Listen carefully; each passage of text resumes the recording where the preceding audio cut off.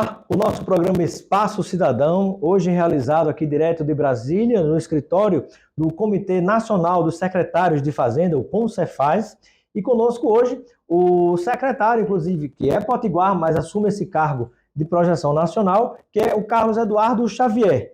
Com ele vamos tratar de um assunto muito importante que interessa a todo o país, que é a reforma tributária. Seja bem-vindo ao nosso Espaço Cidadão, Carlos Eduardo, presidente do CONCEFAZ.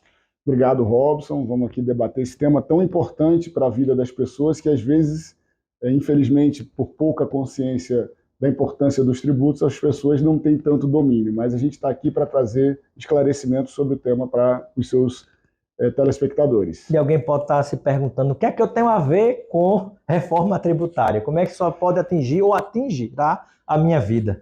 Olha, Robson, a gente tem aqui durante esses 5 anos da minha participação no CONCEFAZ, eu estou presidente há 1 ano, né, assumi no início de 2023, com esse grande desafio de estar à frente do comitê durante a discussão da reforma tributária. Eu tenho dito que é através do sistema tributário que a gente define o modelo de sociedade que a gente quer. Então, essa reforma tributária ela vai definir o modelo de sociedade que nós vamos viver nas próximas 5 décadas.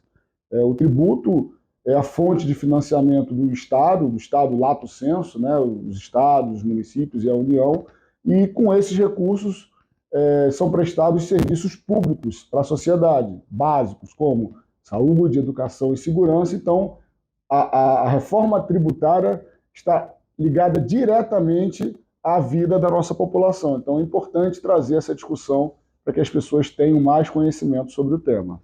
É correto afirmar que no Brasil nós temos a situação em que o pobre paga mais imposto do que o rico? Isso é verdade ou é conversa de governo quando quer arrecadar mais imposto, como alguns tentam propagar desta forma? Olha, Robson, esse é um fato. Nós temos no sistema tributário brasileiro um dos sistemas mais regressivos do mundo. O que é um sistema regressivo? É onde aquelas pessoas que ganham menos, proporcionalmente, pagam muito mais tributos do que os cidadãos mais abastados. Isso é uma característica do nosso sistema tributário, uma das piores, né? Eu diria que é a pior, mas temos outras, né? A gente tem um sistema tributário também altamente complexo, que a reforma tributária do consumo, né? A gente está tratando nesse momento da reforma da tributação do consumo, ela vem para atacar essa esfera da complexidade do nosso sistema tributário, mas nós precisamos também fazer a discussão da regressividade.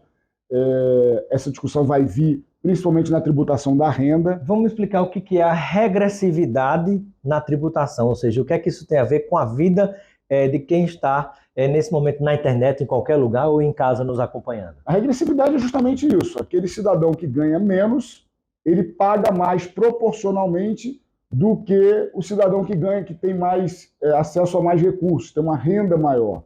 Os sistemas mais avançados do mundo, eles são progressivos, né? Você vai aumentando a participação de pagamento dos tributos de acordo com a renda daquele cidadão. O nosso, realmente, é um dos mais regressivos do mundo.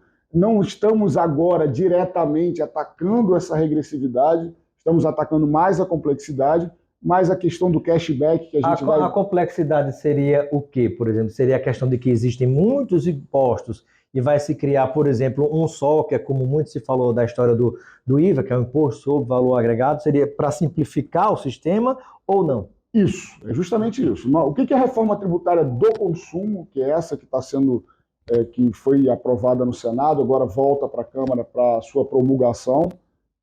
O que ela propõe? Ela propõe a transformação de 5 tributos atuais, 3 deles federais, né, o IPI, o PIS e a COFINS, que são tributos de competência federal, o ICMS, que é o maior tributo sobre o consumo do país, que é de competência dos estados, e o ISS, que é o tributo sobre serviços, que é de competência dos municípios.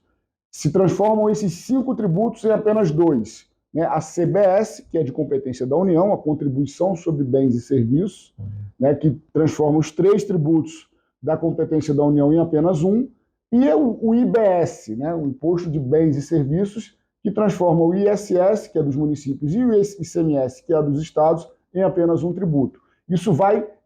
Qual é a finalidade dessa redução de tributos? É a simplificação.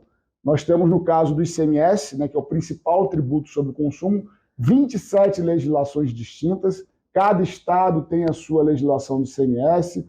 No caso do ISS, nós temos 27 capitais, mas vários grandes municípios no país, cada um com a sua legislação. Inclusive, abrindo um parênteses, isso provoca uma guerra entre os estados da federação, que é ruim para o país como um todo. Isso.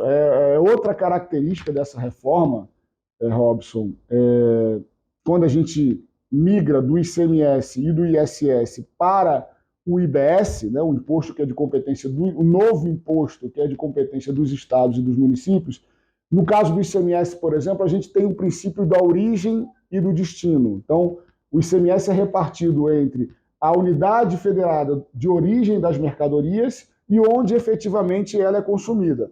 O novo IVA, o IBS, ele será pago somente onde a mercadoria for consumida. Com isso, a gente acaba com a guerra fiscal. Isso. Ao fim da guerra fiscal. E isso vai trazer um ambiente em que será necessário outra ferramenta para substituir a concessão de benefícios fiscais que é amplamente utilizada pelos estados para trazer investimentos para as suas regiões. E quando a gente pensa, por exemplo, na questão de imposto sobre serviços, vamos imaginar o seguinte: o ISS é sobre serviços bancários, por exemplo. Isso. Bancos que, porventura, têm a sede em São Paulo, mas ele tem a sua agência bancária lá no município de Venha Ver. Isso. Lá no município de Pau dos Ferros, no Rio Grande do Norte, né? Dois extremos.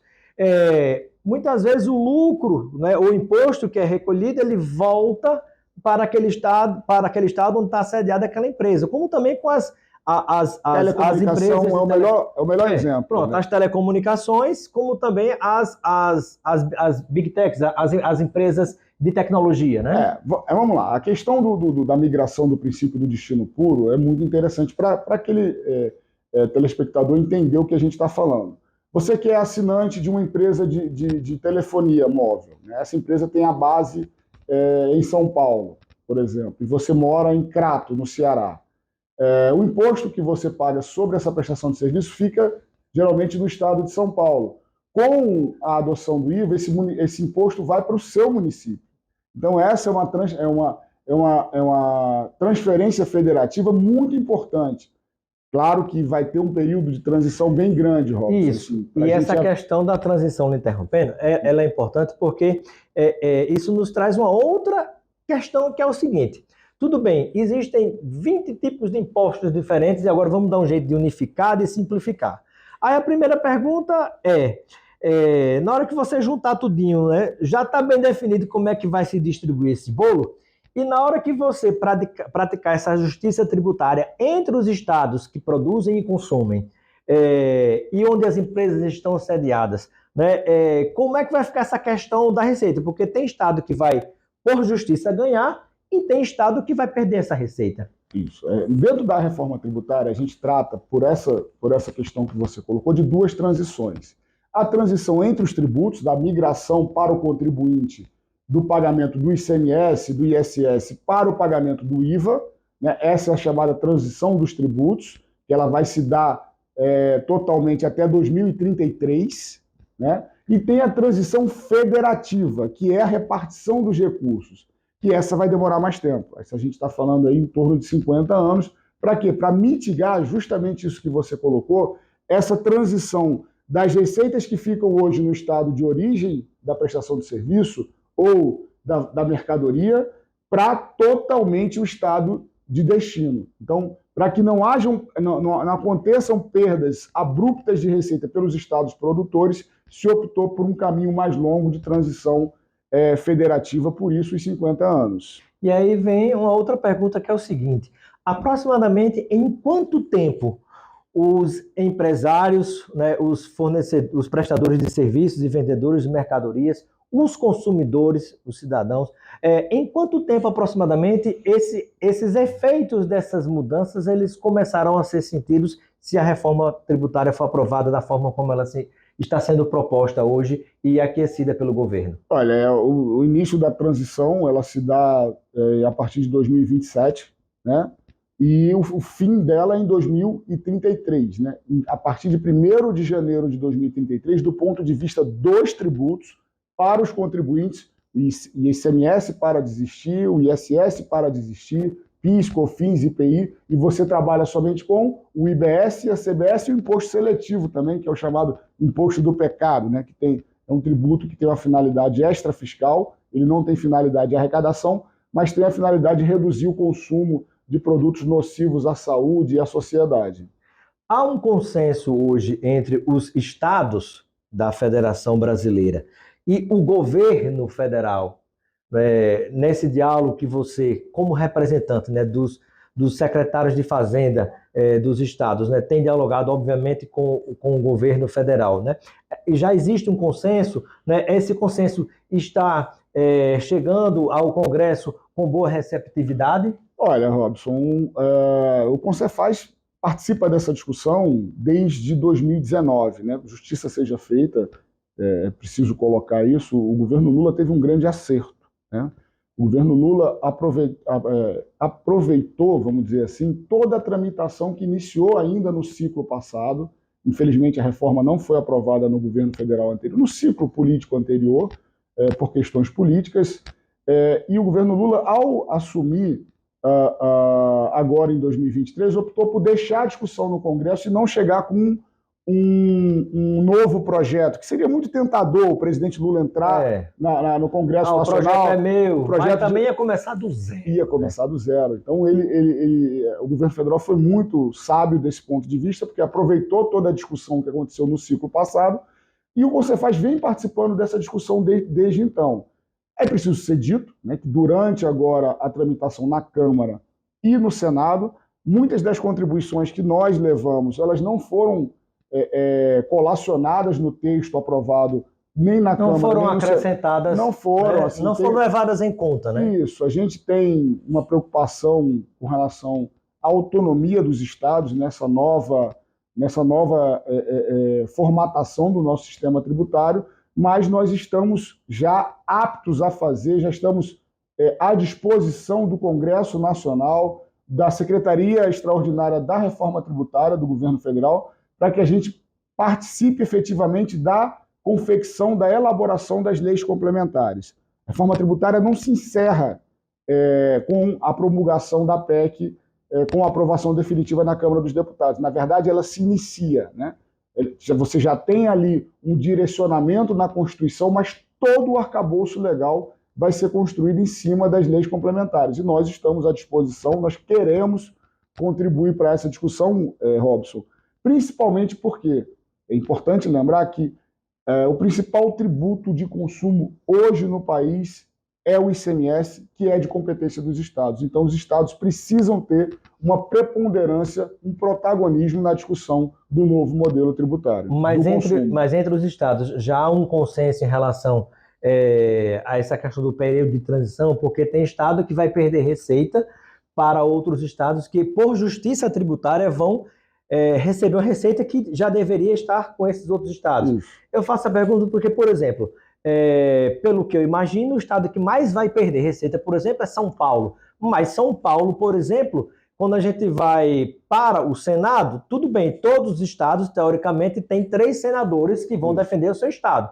Apesar de que a gente sabe que aqui e acolá tem um suporte político, um apoio financeiro de empresas, empresários de outros estados que apoiam os senadores de estados de outros estados que não seus, né, para ter mais respaldo político no Congresso. Mas quando a gente vai para a Câmara Federal, por onde também passa o projeto da reforma tributária, nós temos, por exemplo, o Rio Grande do Norte com 8 deputados federais e São Paulo com 70 deputados federais. Como é que está essa matemática aí na expectativa de vocês? Olha, durante a discussão da emenda constitucional, que é essas fases, né, a primeira discussão na Câmara, a discussão no Senado e a volta agora para a Câmara dos Deputados, porque a gente espera que seja promulgada na Câmara dos Deputados essa matéria, a gente, dentro do Concefaz, obviamente, nós temos 27 unidades federadas, cada uma delas pertencentes a uma das 5 regiões do país que tem características completamente distintas. Então, houve muito dissenso aqui dentro do Concefaz. mas nós tivemos pautas comuns, né? E nós focamos nas pautas comuns. Essa questão da preocupação com a autonomia das unidades federadas é uma causa que nos une. A forma como nós vamos repartir essas receitas, como vamos operacionalizar. Então, todas essas preocupações estão conosco nesse momento agora de construção das leis complementares. Então, é natural a divergência de opiniões entre estados tão distintos. Você colocou aqui o caso de São Paulo e o caso do Rio Grande do Norte, mas as duas casas do Poder Legislativo têm essa característica. Uma delas pesa mais o quesito população e na outra uma representatividade, a Casa da Federação, aí igualitário, 3 senadores por estado. Então a gente tem equilibrado essa discussão dentro do Congresso Nacional. E quando nós pensamos, por exemplo, nessa questão que tem sido colocada também pelo ministro da Fazenda, Fernando Haddad, né, que tem conduzido de uma maneira bastante perspicaz, né, as discussões, as negociações junto ao Congresso, junto ao Concefaz, junto ao setor do empresariado, né, e também ao próprio governo, tentando conciliar tantos interesses, né, no meio de tantos conflitos, mas isso é normal na política e na democracia. Então, como é que fica a questão da proposta do cashback?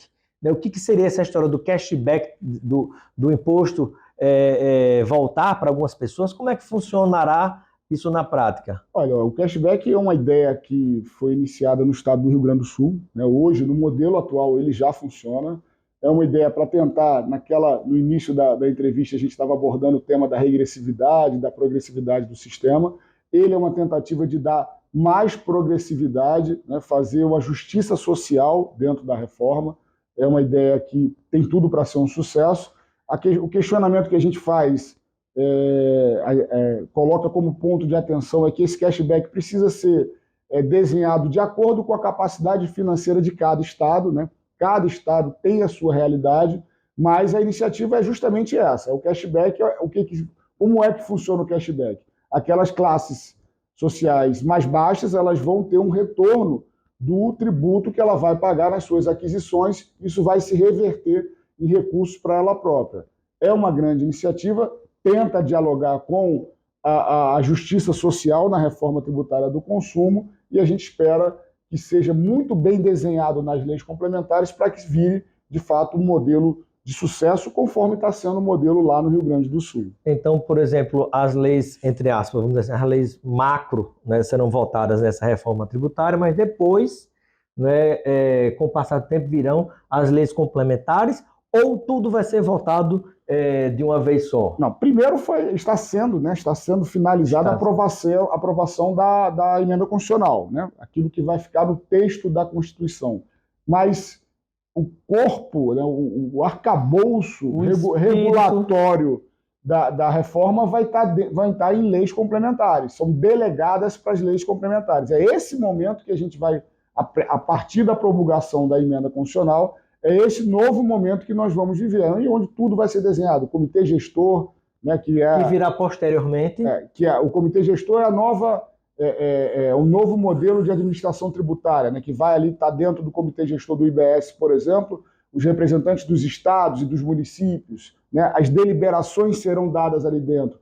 Tudo isso vai ser desenhado nessas leis complementares, assim como repartição de arrecadação. Mas no caso pós-reforma tributária. Não, pós a emenda, né? Pós a emenda. Isso. Então já é para já. Assim que terminar, assim que promulgar a emenda constitucional, está no texto constitucional, o Congresso tem 180 dias para aprovar as leis complementares, para que se faça para se complemente a reforma tributária do consumo. Perfeito, porque se assim não fosse, né, isso já me gera uma outra preocupação, que é o seguinte, imaginemos a situação, né, tem estados que vão ganhar receita, tem estados que vão perder receita. Tem a questão da justiça tributária, onde o pobre vai pagar menos imposto, o rico vai pagar menos imposto.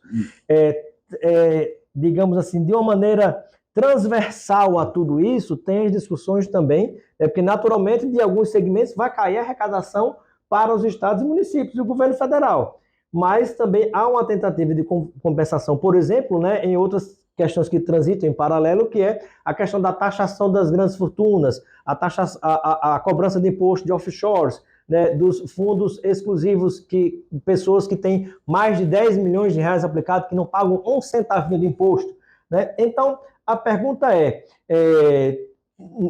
a forma como vai estar sendo conduzido e aprovado tudo isso não vai, digamos assim, cobrir um santo e descobrir outro, não, né? Dá para, digamos assim, fazer esse equilíbrio de quem tem mais e quem tem menos.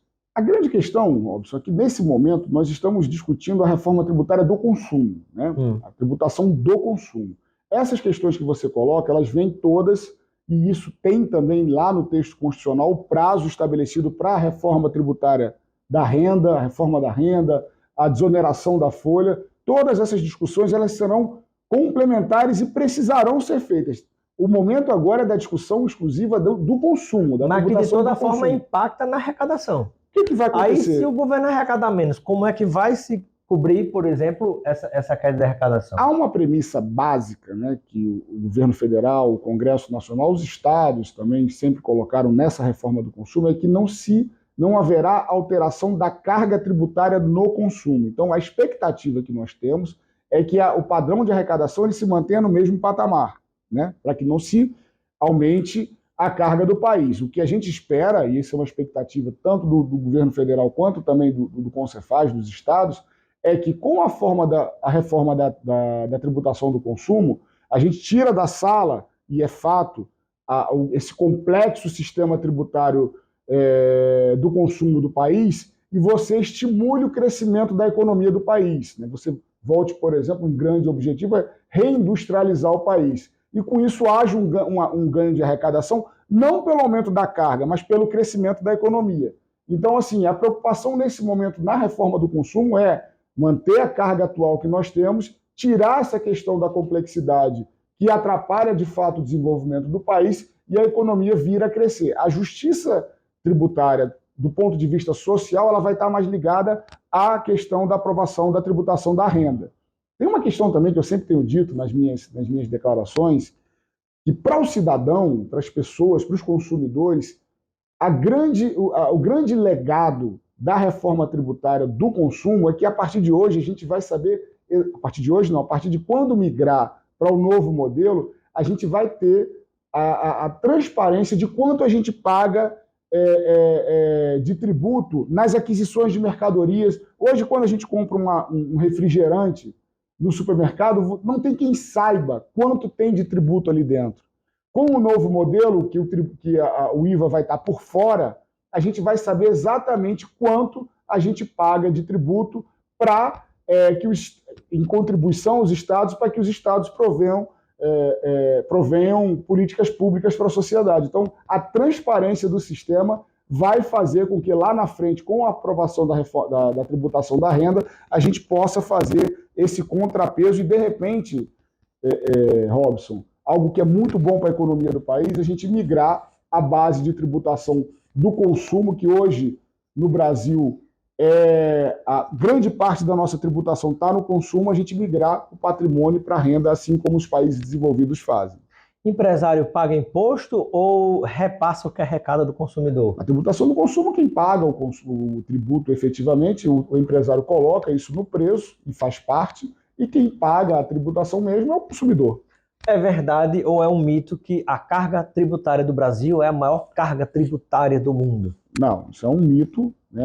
O Brasil tem uma tributação que está dentro da média mundial. O que se discute, deve se discutir, é a qualidade dos gastos públicos. É o que esse tributo retorna em serviços de qualidade para a população. Essa é outra discussão, uma discussão que o país precisa fazer, mas essa questão, respondendo objetivamente ao seu questionamento, não é verdade que o Brasil tem a maior carga tributária do mundo. É outra discussão, a qualidade do gasto público, que aí sim a gente precisa fazer uma discussão bem ampla para melhorar a qualidade do gasto público do Brasil. Sem dúvida. E é verdade ou não de que apenas o Brasil e a Estônia não cobram impostos ou não taxam as grandes fortunas? O que eu estava te falando, a gente tem aqui no Brasil, né, um sistema tributário que está todo ele, vou usar um termo, carregado no consumo.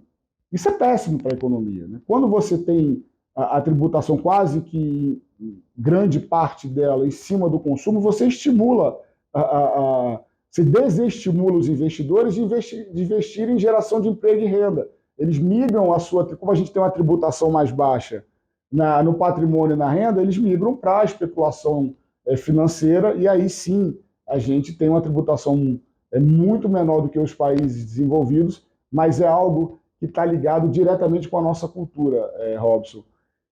Como eu coloquei aqui, que a gente não sabe o que tem de tributo numa lata de refrigerante, num copo de água, a gente acaba não vendo.